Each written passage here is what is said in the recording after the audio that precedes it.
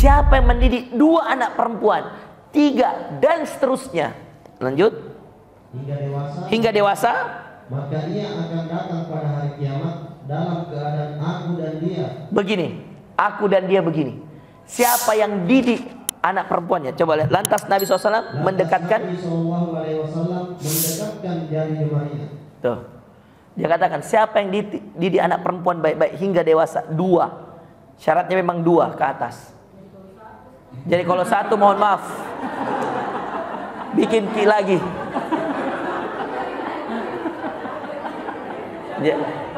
Jadi kalau masih 1 Bu, ya bikin ki lagi.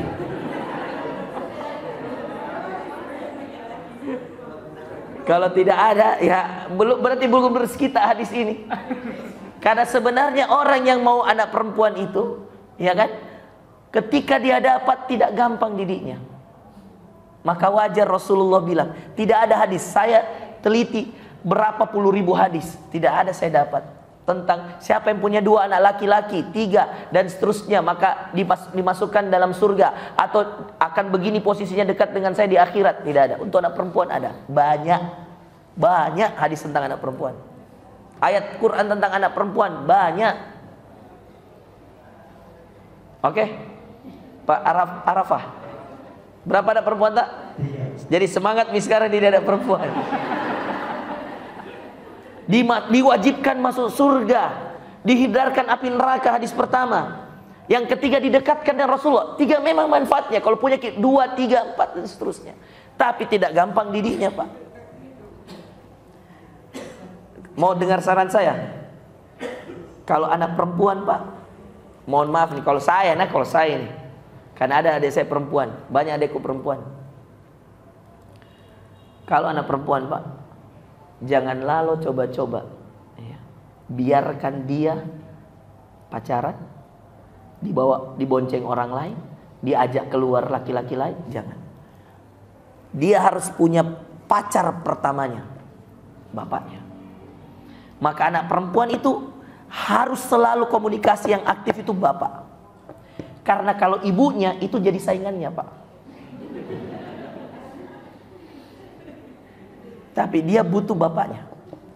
Siapa yang anak perempuannya tidak dapat kasih sayang bapaknya, biasanya dia cari kasih sayang di luar.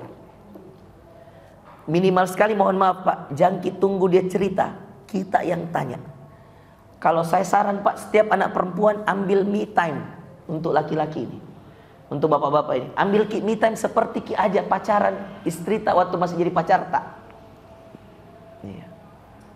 Ambil berdua saja di mobil. Jangan kasih ikut dulu istri tak. Begitu nanti di kasur mau kita tidur, cerita sama ki, anak ini begini. Karena dia akan lebih terbuka kepada bapaknya daripada mamahnya. Subhanallah Bapak Ibu sekalian, Allah jadikan perempuan itu membutuhkan pelindung. Makanya ar-rijalu qawwamuna 'alan nisa, laki-laki itu pelindung penolong untuk wanita. Maka kapan dia dapat perlindungan dari orang lain? Aduh, selesai.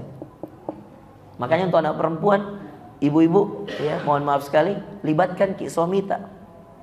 Ya. Kalau dia tidak punya waktu untuk mendidik, dia harus punya waktu untuk makan malam. Kalau dia tidak bisa dinner, dia lunch. Wis. Kalau dia tidak bisa lunch, dia breakfast sama anak perempuan tak. Ya. Cari waktu Pak. Banyak sekarang resto-resto buka dari jam 6 pagi. Sebelum kita ke kantor, ajak dia breakfast dulu, baru antar dia ke sekolah. Dan kalau perlu semua harus ada me time-nya Pak. Misal 3 anak, 4 anak. Yang 4 anak ini bapaknya harus punya waktu dengan anak pertama, anak kedua, anak ketiga, anak keempat, begitu. Dan biasanya, mohon maaf sekali, anak laki-laki dekatnya dengan ibunya. Biasanya ini biasanya. Saya tidak tahu kenapa. Kalau saya juga ada apa-apa, tidak mungkin kasih cerita sama bapakku. Mamaku saya cerita, "Mak, begini. Tidak tahu kenapa. Begitulah kodratnya mungkin. Walaupun kadang-kadang ada anak perempuan juga manja sama mamanya, ada juga. Tapi pada dasarnya dia butuh perhatian bapaknya. Karena dari situlah dia dapat sisi-sisi perlindungannya. Merasa nyaman, aman. Perempuan itu butuh 2, nyaman, aman. Kalau dia tidak merasa nyaman dan aman di bapaknya, makanya Pak, salah strategi mendidik anak perempuan dengan menakuti, salah. Anak perempuan tuh jangan ditakuti. Anak laki-laki boleh. Anak perempuan jangan. Karena dia akan cari perlindungan di tempat lain. Dia akan pura-pura takut depan kita, lalu kemudian dia akan cari perlindungan dan kenyamanannya di tempat lain. Itu naudzubillah. Dimarahi di rumah, di SMA-nya dikatakan sayang, dan yang mengatakan itu teman SMA atau kakak kelas di SMA. Dia merasa nyaman, diantar pulang, diantar ini, dibiarkan orang tua. Awalnya begitu, lama-lama diajak ke Malino, selesai. Katanya bertenda bareng, banyak orang, ternyata cuma berdua. Begitu kejadian semua Pak. Nah banyak anak-anak pejabat Pak datang ke saya. Itu Tommy kami Ustadz menderitanya. Semua yang jelek-jelek, nah ceritakan Ki. Tapi kalau anu baik, tidak ada panggil Ki. Deritanya Ustadz. Jadi saya ini kenyang mendengar cerita Pak. Makanya subhanallah. Yang terakhir Bapak Ibu sekalian. Jadi tadi yang pertama handphone, yang kedua masalah tega. Pendidikan ini tega, sistem tega. Tega itu kasihan melihat anak, jangan. Kata-kata yang paling menyesatkan dalam pendidikan anak, kasihan anakku Ustaz. Itu waktunya kemarin saya bawa anak-anak yang ke Madinah, tidak ada pegang handphone, tidak boleh pegang handphone. Termasuk dari Al-Fitin ada berapa orang? 4 orang ya? 3 orang ya?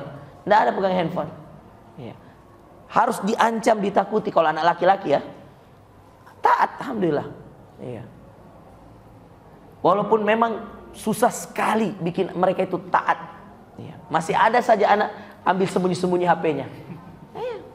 Tapi tidak apa-apa. Begitulah mendidik anak laki-laki.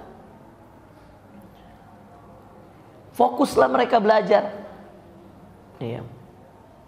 Nyetor hafalan. Jam 3 subuh kita kasih bangun. Jam 8 sudah ke kampus. Sore ke Nabawi. Produktif. Hari-harinya produktif. Anak laki-laki itu giatnya ditambah. Makanya jangan biarkan anak laki-laki kosong. Kalau anak perempuan, Bapak Ibu sekalian, feel-nya yang disentuh, hatinya, perasaannya. Carikan dia sesuatu yang berkesan. Kalau laki-laki, carikan dia sesuatu yang menantang. Jangan biarkan anak laki-laki kita itu tinggal di rumah nggak tahu apa mau dia kerja. Jangan. Cari sesuatu yang baik Bapak Ibu sekalian. Serius. Anak laki-laki itu suka tantangan. Anak perempuan suka kasih sayang. Itu rumus sudah. Quran yang cerita itu. Maka coba lihat kisah-kisah para nabi itu. Sejak kecil tantangan semua, ujian semua Bapak Ibu sekalian. Dan kisah-kisah anak-anak perempuan ini tentang kasih sayang. Maka ada hal ketiga ini saya tekankan sekali kepada semua orang tua, dan ini menjadi closing acara kita dan closing materi kita hari ini. Hal yang paling urgent, kalau tadi hal yang paling menyesatkan adalah kasihan anakku, maka istilah tega harus punya kata tega sama anak, tidak apa-apa. Tapi ada hal yang paling urgent yang harus dilakukan oleh kedua orang tua dalam pendidikan anak, khususnya di usia puber. SMA ini Pak, mulai dari 3 SMP sebenarnya ini. Usia puber Pak, usia balik. Hatta, ini ada dalam Al-Ahqaf ayat 15. Hatta idza balagha asyuddah. Asyuddah dewasa. Dewasa ini balik. Ketika anak itu sudah balik, wa balagha arba'ina sanah. Al-Ahqaf ayat 15. Boleh dicek nanti. Dan dia sampai 40 tahun. Jadi ada 2 fase untuk anak itu kelihatan sukses atau tidak. Pertama fase balik. Kedua fase 40 tahun. Anda mau lihat gak anak Anda sudah berhasil atau tidak? Lihat umur 40. Kalau dia sudah jadi orang, sudah bagus, sudah berkeluarga, sudah ada anaknya, Masya Allah sudah ada pekerjaannya bagus, bagus sholatnya, itu berarti orang tuanya berhasil. Biasanya anak di usia 40, orang tuanya usia berapa? 65, 70. Usia-usia tua. Dan ketika usia 40 anak, disitulah kata Nabi SAW, rugi, rokma anf. Rugi. Siapa yang rugi ya Rasulullah? Yang dapati orang tuanya di usia tua dan dia tidak mencium bau surga. Disitulah diuji lagi bakti seorang anak. Makanya Quran bercerita 2 fase. Balagho asyuddah wa balagho arba'ina sanah. Bagi seseorang anak itu ada 2 fase. Fase penentuan, fase awal balik Ini pendidikan paling fatal. Masa-masa puber. Dan fase 40 tahun, pendidikan penentuan. Dia jadi apa 40 tahun? Kalau 40 tahun, rajin mi sholat, adami anaknya, sudah mi menikah. 40 tahun adami pekerjaannya, sudah tidak perlu lagi didikte masalah mana halal, mana haram. Berarti orang tuanya sukses. Ujungnya 40. Karena jarang kita dapati orang tua usianya 80, anaknya 60. Jarang. Paling sering maksimal, mohon maaf sekali, 50 anak, 70 lebih orang tua. Dan itu biasanya sudah banyak meninggal. Karena Nabi sendiri yang bilang, usia umatku 60 sampai 70 saja.